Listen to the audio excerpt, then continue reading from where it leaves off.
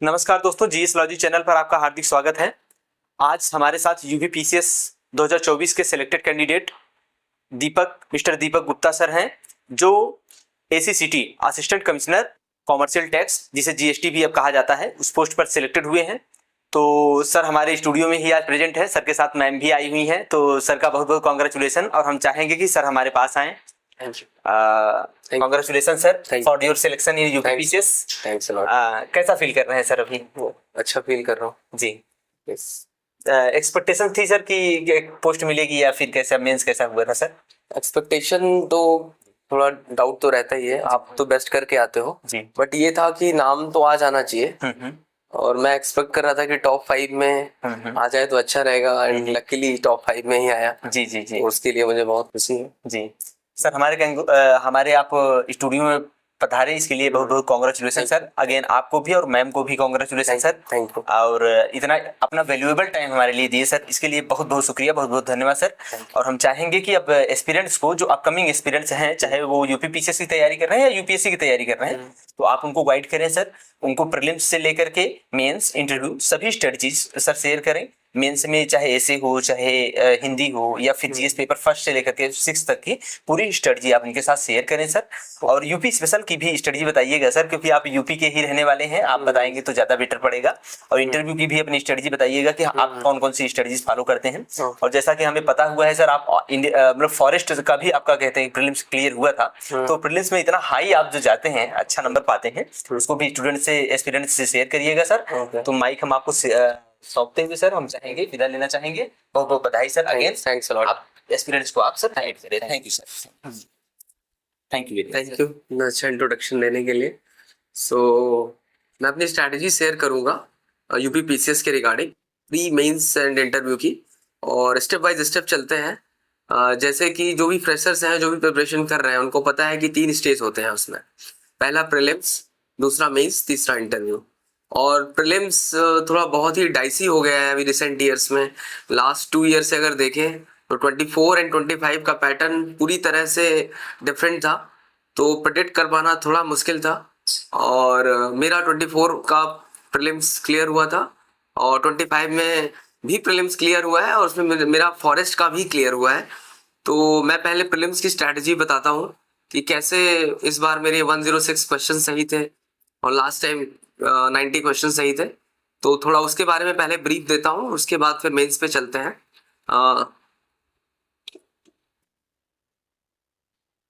तो पहले प्री का डिस्कस करते हैं। यूपीपीसीएस प्री की प्रिपरेशन करने के लिए रिसेंट ईयर्स के क्वेश्चंस को देखना बहुत इंपॉर्टेंट है, क्योंकि रिसेंट में पैटर्न बहुत चेंज हो रहा है।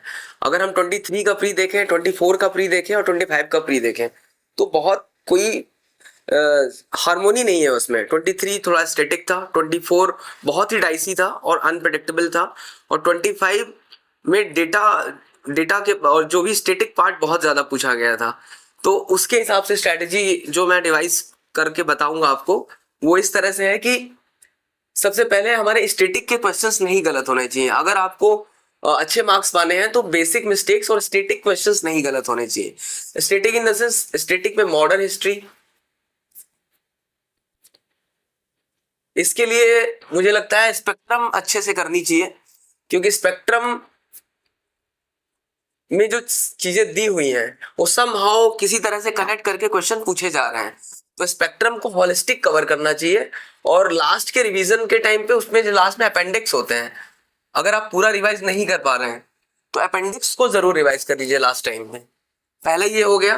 दूसरा, स्टैटिक पे बात करें, पॉलिटी अभी भी रिलेटिवली इजी आ रही है बाकी सब्जेक्ट्स की तुलना में। इसके जितने भी क्वेश्चंस आ रहे हैं 15 to 20, वो सही होने चाहिए। 2-4 गलत हो सकते हैं बट उससे ज्यादा मिस्टेक नहीं होनी चाहिए, क्योंकि देखिए 25 का कट ऑफ हमारा गया है, अप्रॉक्स 93 क्वेश्चंस गया है जनरल में, और 24 बहुत डाइसी था तो 80 क्वेश्चंस के अप्रॉक्स गया है। तो बट हमें 95 to 100 क्वेश्चंस का टारगेट लेके चलना पड़ेगा प्रीलिम्स क्वालिफाई करने के लिए। तो तभी हम लोग अचीव कर पाएंगे जब जो बेसिक चीजें हैं वो गलत ना हो। Modern history, polity, apart from that geography को भी प्रिडिक्ट किया जा सकता है प्रीवियस ईयर क्वेश्चन से। उसमें भी जैसे कई बार ट्राइब्स वगैरह पूछ लेता है, कहाँ की हैं, इंडियन ट्राइब्स, वर्ल्ड की ट्राइब्स, तो उसके शॉर्ट नोट्स पेपर वाइज बना के रख सकते हैं। एंशिएंट मिडाइवल में क्या है, एंशिएंट मिडाइवल में हर बार नए तरह के क्वेश्चंस आ जाते हैं, तो थोड़ा टफ हो जाता है प्रिडिक्ट करना एंशिएंट मिडाइवल को, कि आप कितना भी पढ़ के जाओ कभी कुछ ना कुछ चीजें आ जाती हैं जो नहीं सॉल्व हो पाती। तो इसमें हमारी ये स्ट्रैटेजी होगी कि जो पहले आई हुई चीजें हैं और जो बेसिक चीजें हैं वो गलत ना हो। तो उसके लिए आप घटना चक्र का पीआईक्यू सॉल्व कर लीजिए, जिसमें सारी चीजें दी होती हैं, और एक कोई भी स्टैंडर्ड बुक जो आपको समझने में आसानी हो उसको फॉलो कर लीजिए। तो आप इसमें पूरी तरह से मैं बताऊं कि पूरे क्वेश्चन सॉल्व तो नहीं कर पाएंगे एंशिएंट मिडाइवल में, और हमें प्रैक्टिकल होना पड़ेगा कि ये एम्बिशियस टारगेट लेंगे तो वो हमारी स्कोर को कम ही करेगा। तो क्योंकि 150 क्वेश्चंस हैं और अपने को करने हैं 100 क्वेश्चंस, तो हमारे पास मार्जिन है 50 क्वेश्चन ना करने का, लेकिन कुछ एक्यूरेसी होती है, और कभी एक्यूरेसी इन सब एग्जाम्स में 70 to 80% अचीव करना भी टफ होता है।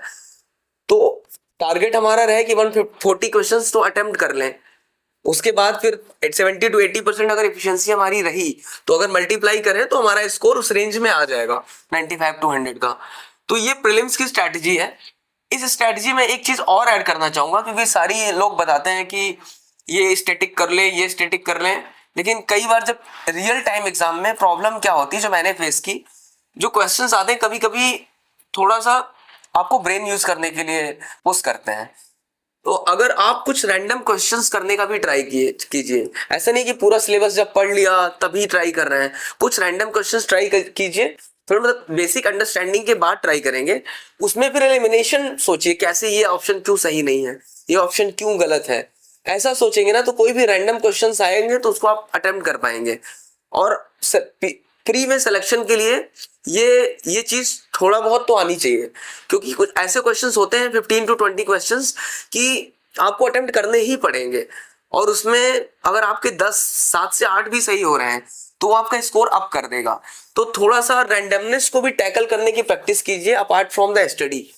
वो तभी आएगा जब टेस्ट सीरीज में आप कोई भी रैंडम क्वेश्चन देखा आपने, और इवन दो आपको 50% आता है, बट फिर भी उससे ब्रेन स्टॉर्मिंग करें कि ये सही हो सकता है, ये क्यों नहीं हो सकता, ये क्यों सही है। तो इससे आप क्योंकि ऑब्जेक्टिव पेपर है, आपके पास सारे ऑप्शंस अवेलेबल हैं, तो आप आसानी से जा सकते हैं उसकी तरफ। तो इस तरह से आप क्वेश्चंस को अटेम्प्ट करने की प्रैक्टिस ज्यादा करिए, क्योंकि पेपर बहुत ही इवॉल्व हो रहा है पीसीएस प्री का, इवन मेंस का भी इवॉल्व हो रहा है, मैं उसके बारे में भी बताऊंगा प्री के बाद। तो प्री में ऐसी स्ट्रेटजी अपनाइए, और लास्ट 3 इयर्स 23, 24, 25 इनको रखिए अपना मतलब बेस बनाइए कि कैसे इवॉल्व हो रहा है, आपको मतलब पैटर्न समझना होगा, इवॉल्विंग नेचर। तो ऐसे करिए, फिर कुछ भी डाउट रहेगा तो फिर से बाद में ले लेंगे, अभी बेसिक चीजें इतना करिए प्री के लिए। अब मेंस पे चलते हैं।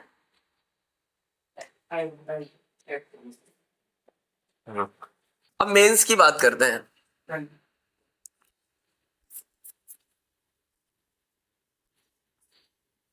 मेंस एक ऐसी चीज है, मेहनत का गेम है मेंस। प्री तो थोड़ा डाइसी है, लेकिन मेंस मेहनत का है। कई लोगों का प्री होता है, मेंस नहीं होता, फिर वापस से जीरो साइकिल, वो साइकिल में ट्रैप हो जाते हैं, विशियस साइकिल में ट्रैप हो जाते हैं। कि क्योंकि जब तैयारी स्टार्ट करते हैं तो एक ह्यूमन इमोशंस होते हैं कि यार प्री निकल जाए तो थोड़ा खुशी हो जाएगी, लेकिन पर्पस हमें ये रखना है कि प्री निकले तो सीधा ये जो इंटरव्यू स्टेज है ना ये भी निकले, क्योंकि ये विशियस साइकिल में ट्रैप होने वाली बात है ना, इस पे हम लोग ट्रैप ना हो। क्योंकि अगर ये साइकिल में ट्रैप हुए, सांप सीढ़ी का खेल है, आप 99 में गए, यहाँ पे काट लिया, वापस से 0 में आ जाओगे। तो जब प्रिपरेशन स्टार्ट करें तो एक इमोशंस है कि प्री निकलना चाहिए, बट प्रिपरेशन ऐसी हो कि प्री मेंस पूरा एक साथ निकल जाए। तो ये बहुत ही इंपॉर्टेंट फैक्टर हो जाता है, क्योंकि ये होता है आपका 1500 नंबर का, और इसी के मार्क्स बेसिस पे आपका सिलेक्शन डिसाइड होता है। इंटरव्यू आपको पोस्ट दिलाता है, ये आपको सिलेक्शन दिलाता है। लिस्ट में जो हॉली पीडीएफ है यूपीपीसीएस की, जो नाम आपका उसमें आएगा वो यही दिलाएगा। और इन 1500 का मैं डिवीजन कर देता हूं कैसे रहेगा।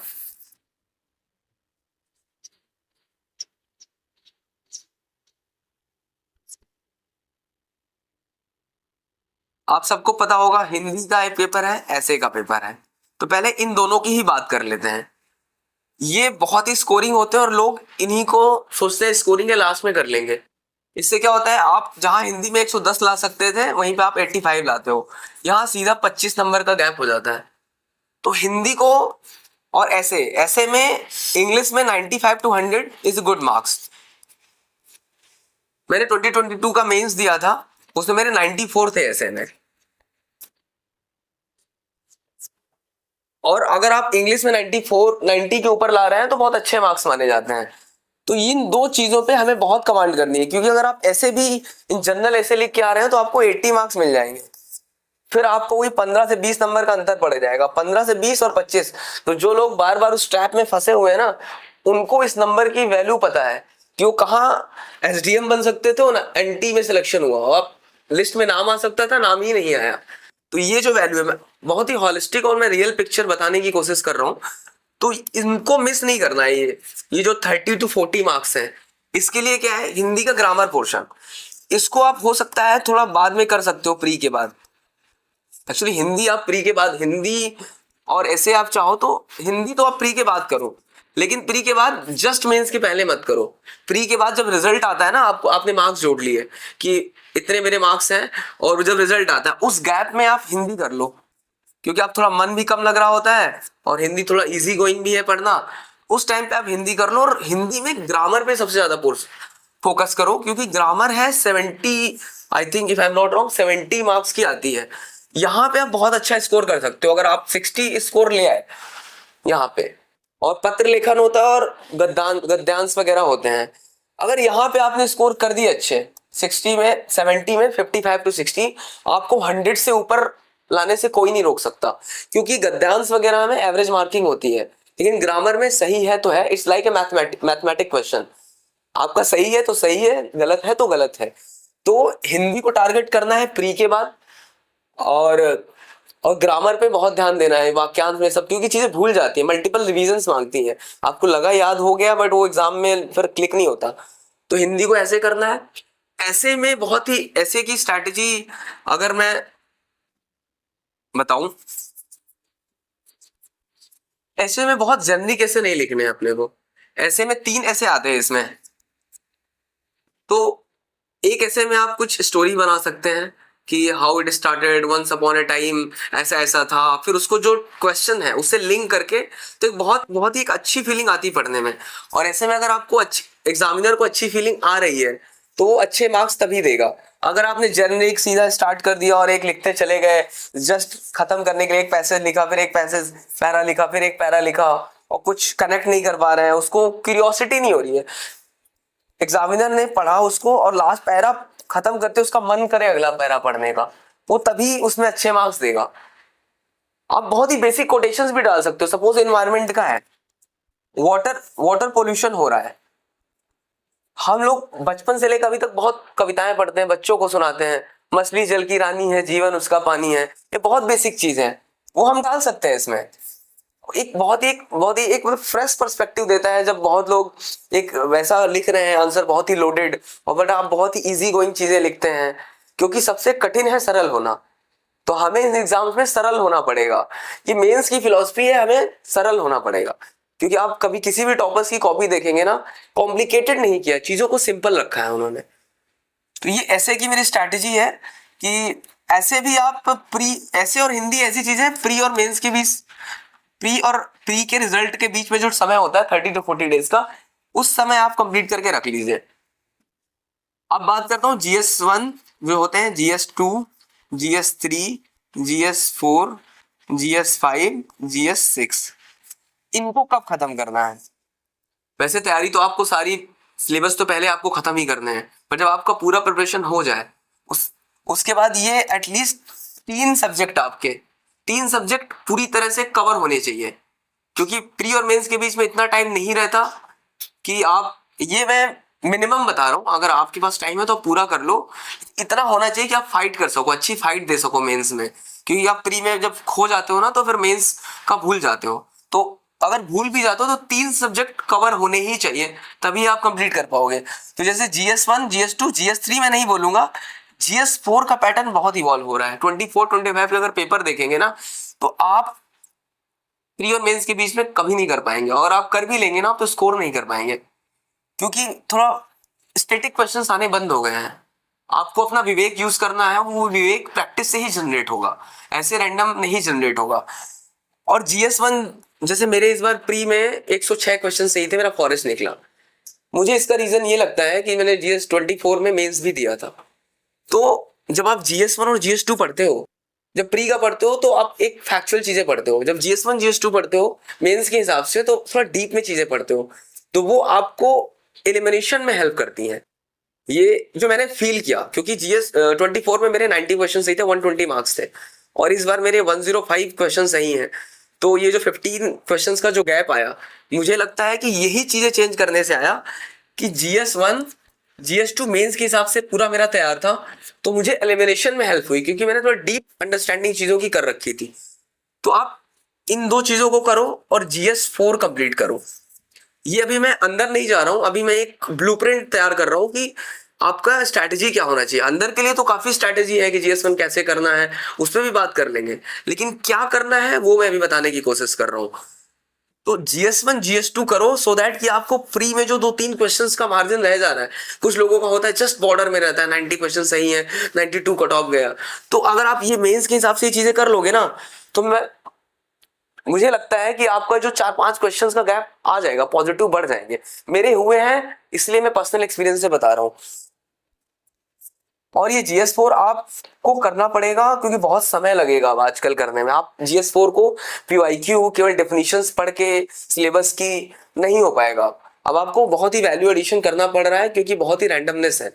तो ये मतलब ये चीजें अपने को करनी है, मतलब प्री के पहले ये 3 सब्जेक्ट तो हो जाने चाहिए, क्योंकि GS1 आप कर लोगे तो GS5 में हेल्प मिलेगी। GS5 की जो स्टार्टिंग के 10 चैप्टर है, हिस्ट्री थोड़ा सा ये हो रहा है बट कोई इशू नहीं है, हिस्ट्री एंड पॉलिटी, ये आपका GS1 और GS2 में हेल्प करेगा। GS5 में GS6 थोड़ा सा रैंडम है, वो हम लास्ट में कर सकते हैं कुछ भी सोर्स मटेरियल उठा के, क्योंकि बहुत सारी चीजें पॉलिसीज चेंज होती रहती हैं गवर्नमेंट की, और कुछ स्टैटिक चीजें, जो स्टैटिक वाला पार्ट है वो पहले करके रख सकते हो, जो वेरिएबल है उसको आप होल्ड कर दो, उसको करंट मत करो GS6 का, वो आप लास्ट में कर लो।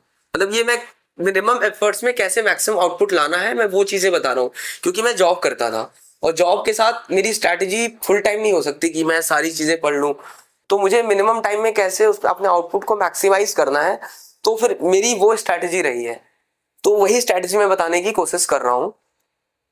तो ये सारी चीजें हो गई, ब्लूप्रिंट तैयार हो गया अपना। सो GS1 की स्ट्रैटेजी की अगर बात करें हम, तो जो मेन सिलेबस उसमें ऑलरेडी दिया हुआ है वो आप प्रिंट करा लो, उसमें 20 to 21 पॉइंट्स है, हर GS में 20 to 21 पॉइंट्स है, उन सबके नोट्स आपके पास होने चाहिए। बहुत सारे पॉइंट्स है, मैं बहुत ही ब्रॉडर टर्म में लिख रहा हूँ कि हिस्ट्री, बट हिस्ट्री में भी बहुत सारे पॉइंट्स है, ancient medieval, world history, modern history, इसका ज्योग्राफी है, ज्योग्राफी में भी बहुत सारे आपके पॉइंट्स है। ज्योग्राफी एक ब्रॉड टर्म है, उसमें आपका लैंड फॉर्म्स हैं, सुनामी है, उसमें आपका साइक्लोन्स हैं, ये सारी चीजें भी सब सारे इसमें इन्वॉल्व हैं। इसके बाद फिर सोसाइटी भी एक पार्ट है इसका, सोसाइटी में भी बहुत है, वुमेन का पार्ट है, वल्नरेबल सेक्शन का पार्ट है, मार्जिनलाइज सेक्शन का पार्ट है, वुमेन ऑर्गेनाइजेशंस है उसमें, तो उन सब का एक हॉलिस्टिक आप 1 पेजर नोट्स बना के रख लो, अगर आपको टाइम परमिट करता है। फिर नोट्स के साथ साथ आप आंसर की प्रैक्टिस भी करते रहो, और एक क्वालिटी आंसर लिखने की भी प्रैक्टिस करो, वो मैं थोड़ा ब्रीफ लास्ट में बता दूंगा। पहले सिलेबस की बात कर लेते हैं और कैसे अप्रोच करना है उसको।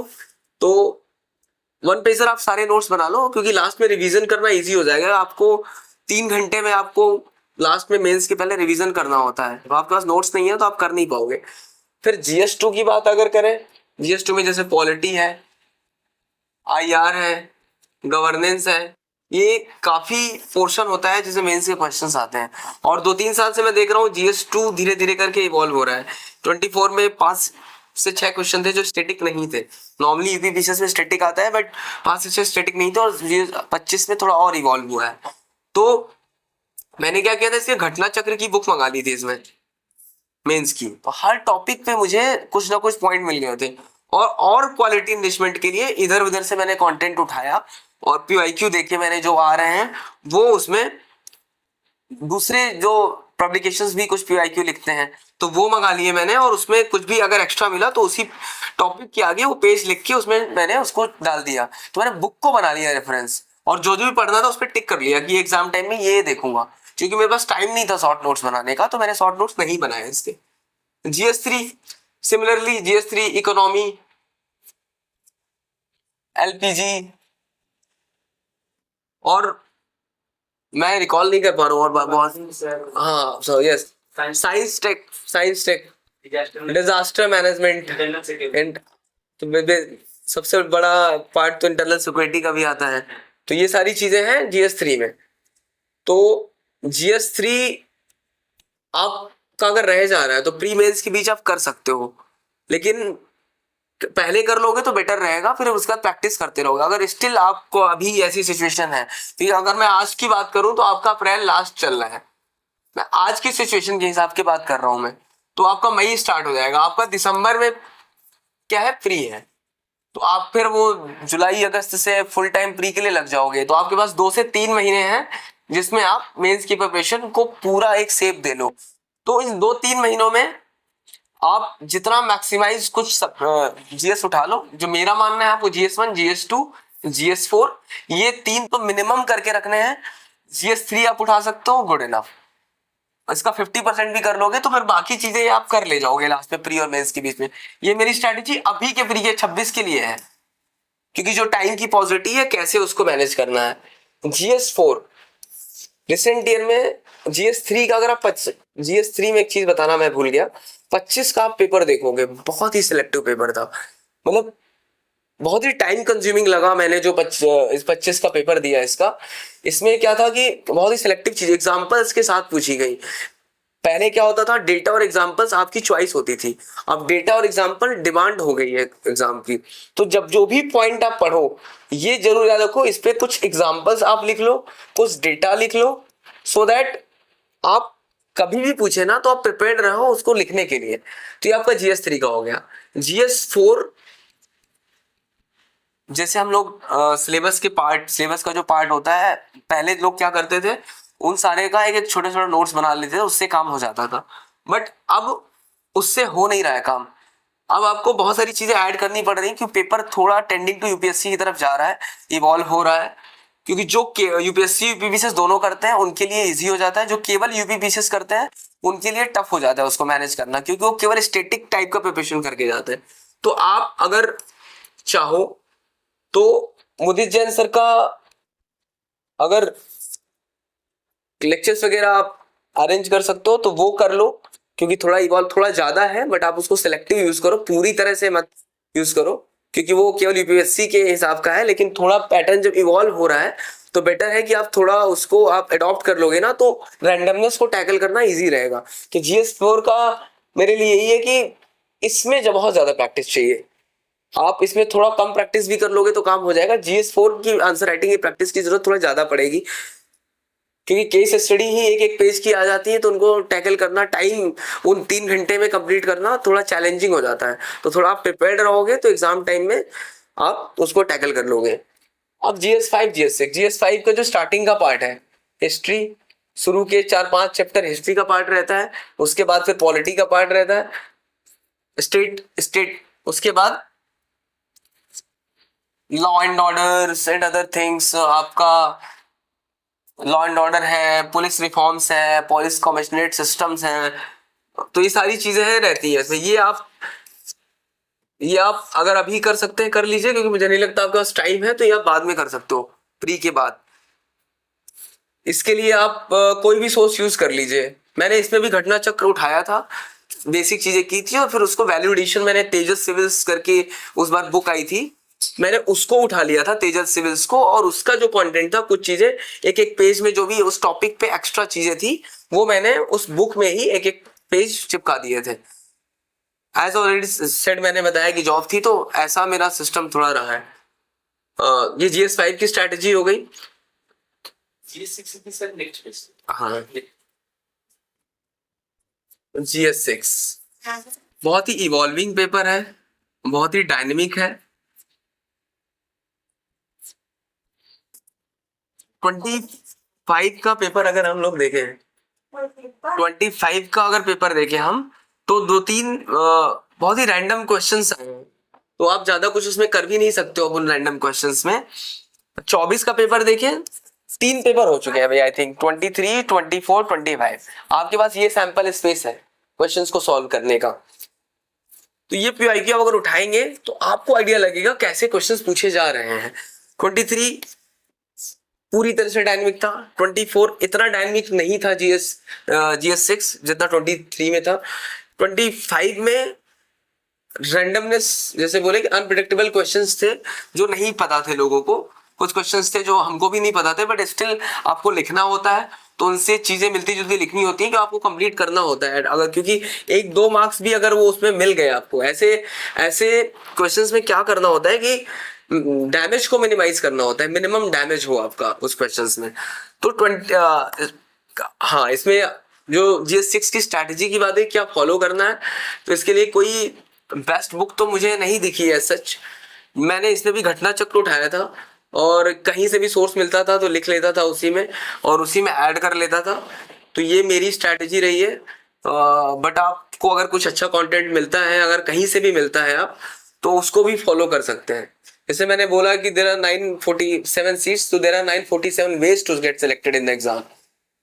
सो सबने अपने अलग अलग चीजें करी है, कुछ वेबसाइट को भी यूज करते हैं। मैंने बीच में कुछ किया था, यूपी इन्वेस्ट यूपी का जो डेटा था, वो जो आता है, वो कटिंग्स आती है पेपर की इन्वेस्ट यूपी में।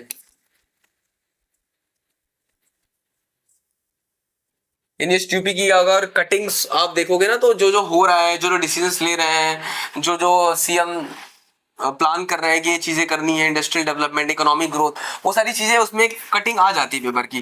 तो उसका न्यूज का डेटा आपको इन्वेस्ट यूपी में मिल जाएगा। तो आप उसको यूज करके, आपका जो भी बेस बुक है, आप किसी भी बेस बुक को यूज कर सकते हो, उसको आप इनरिच कर लो, क्योंकि आंसर इनरिच होगा तभी आपको वो जो 8 मार्क्स में 3.5 से 4.5 जो जाएगा वो इन्वेस्टमेंट पे ही जाएगा। तो ये थोड़ा थोड़ा इन्वेस्टमेंट कर दोगे, कुछ लेटेस्ट डेटा डाल दोगे आप ना, तो वो मार्क्स मिल जाएंगे 4.5 और 3.5 से। तो ऐसे ही फिर आपका स्कोर 100 के ऊपर चला, 100 तक आप स्कोर कर सकते हो। और अगर एक पेपर में 100 है, 8 पेपर में आप ऑन एवरेज सारे में 100 ऑन एवरेज ले आओगे, तो 800 मार्क्स आपको मिल जाएंगे। और इंटरव्यू में 60 से 65 ले आए तो आप 865, तो there is high probability you will get an STM। तो ये स्ट्रैटेजी पे काम करोगे थोड़ा सा, तो सारे किसी भी क्वेश्चंस को, किसी भी पेपर को थोड़ा लीनियंट मत लो आप, चीजें आप ऐसे करते रहो, चीजें हो जाएंगी। अब मेहनत करो, मेहनत का कोई सब्स्टिट्यूट नहीं है। तो ये पूरा मेंस का होलिस्टिक है, मिनिमम टाइम में जो भी चीजें बताई जा सकती है मैंने बताई, क्योंकि आप बहुत डीप जाएंगे तो उसमें बहुत समय लगेगा, वो कभी फिर कर लेंगे। जो एक ओवरव्यू और ब्लूप्रिंट है वो मैंने बताने की कोशिश की है। और रही बात इंटरव्यू की,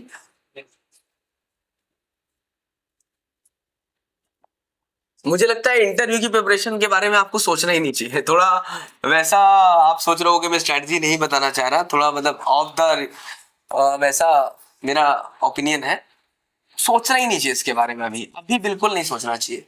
ये जब आप मेंस दे लो ना, तब आपको लगे मेंस कैसा गया, उस टाइम पे आप देख लो ट्रांसक्रिप्ट, जैसे GS लॉजी में भी वीडियोस डाले जाते हैं, क्या क्या क्वेश्चन, ट्रांसक्रिप्ट्स के बहुत सारे टेलीग्राम चैनल हैं, उस समय आप ट्रांसक्रिप्ट देखो। अगर आप प्रिपरेशन स्टार्ट कर रहे हो इंटरव्यू से, उल्टा चल रहे हो, इंटरव्यू मेंस प्री, तो आपको प्रॉब्लम होगी। आप प्री मेंस इन दो को होलिस्टिक लो, इंटरव्यू के बारे में बिल्कुल भूल जाओ, सोचना ही नहीं इंटरव्यू के बारे में। मेंस कंप्लीट होगा, उसके बाद टेलीग्राम में ट्रांसक्रिप्ट्स आती हैं, उस टाइम पे आप ट्रांसक्रिप्ट्स देखो। जो भी चैनल्स चलते हैं GS लॉजी में भी, कभी जो इंटरव्यू दे के आते हैं वो बताते हैं क्या क्या क्वेश्चंस पूछे गए, वो और भी चैनल्स हैं, आप उन सबको फॉलो करो, आप उनकी चीजें देखो, और आप अपने आप पर थोड़ा स्पीकिंग स्किल्स आप धीरे धीरे आप बोलोगे, वो एक टाइम रहता है, आप विंडो आप कंप्लीट कर लोगे। ये गेम है आपका लिस्ट में, जो PDF आती है उसमें अगर आप सर्च कराने पे आप अपना नाम देखना चाहते हो, तो ये गेम है पूरा, ये मेंस। ये तो डाइसी है, तो ये तो यहाँ तक जाने के लिए तो बहुत इंपॉर्टेंट है। इंटरव्यू आपकी रैंक डिसाइड करेगा, ये आप बाद में कर सकते हो, तो इसके बारे में नहीं सोचना है, इन दोनों के बारे में सोचना है आप, और थोड़ा मेहनत लगा के करेंगे, चीजें हो जाएंगी। तो सभी 26 एस्पायरेंट्स को मेरी तरफ से best wishes and thank you. This is from my side.